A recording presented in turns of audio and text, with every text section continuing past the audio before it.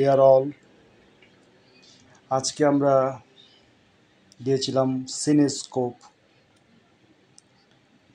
এটা একটা multiplex cinema hall, এটা আমাদের নারায়ণগঞ্জেরই অবস্থিত।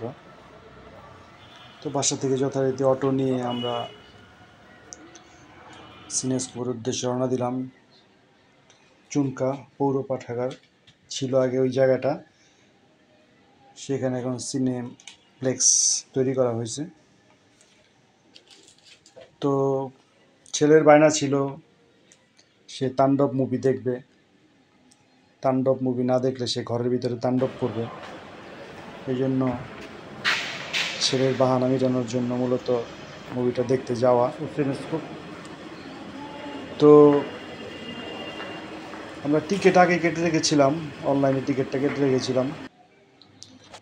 আর পাশাপাশি একটা টিকিট 250 টাকা করে, টোটাল আমরা 3টা টিকিট কেটেছিলাম। তো যেহেতু অ্যাডভান্স পে, সেজন্য আর টিকিটের কোনো টিকিট কাটার কোনো ঝামেলা নেই। তো ওইখানে গিয়ে আমরা কাউন্টার থেকে টিকিটটা কালেক্ট করে নিলাম। তো যেহেতু 2টা থেকে শো ছিল, তো এটা শুরু হইতে কিছুক্ষণ সময় লাগবে, তাই আমরা ওদের যে কম্পাউন্ড ওখানে বসেছিলাম। জায়গাটা চমৎকার একটা জায়গা, বিভিন্ন ছবির পোস্টার, পাশাপাশি খুবই নিরিবিলি একটা জায়গা। তো বসে ওখানে অনেকগুলি ছবি তুললাম। তারপর যথারীতি সময় আস্তে আস্তে আস্তে আস্তে 2টা বাজার সাথে সাথে আমাদেরকে ভিতরে যাওয়ার জন্য জানানো হলো। তো আমরা ভিতরে গিয়ে বসলাম।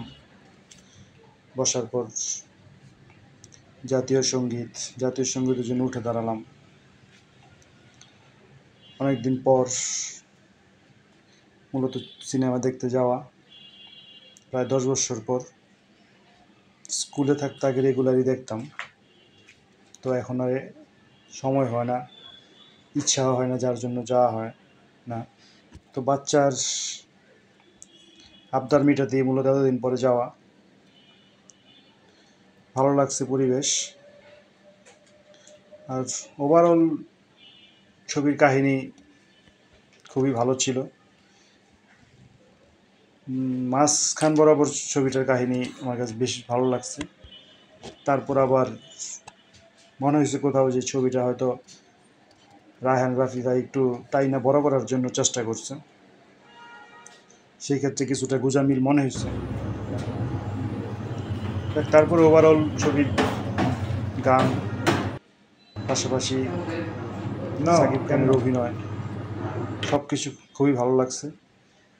প্রচুর আর্টিস্ট ছিল ছবিতে, আফজাল হোসেন থেকে শুরু করে রোজি সিদ্দিকী, শেষের দিকে আবার আরফান নিশু, তারপর সিয়াম, তারকার ছড়াছড়ি। সবার অভিনয় খুব ভালো হয়েছে। অনেকে, তবে যে নায়িকা চরিত্রে সাবিলাদের কয়েকটা দৃশ্যে খুব ভালো লাগছে। আমার জীবনে হিরোইন মনে হয় খুবই কম সময় দেওয়া হয়েছে স্ক্রিনে। আমার জীবনে leading character Shakib Khan, superstar, play করছে। যাই হোক, ওভারঅল ভালো লাগছে।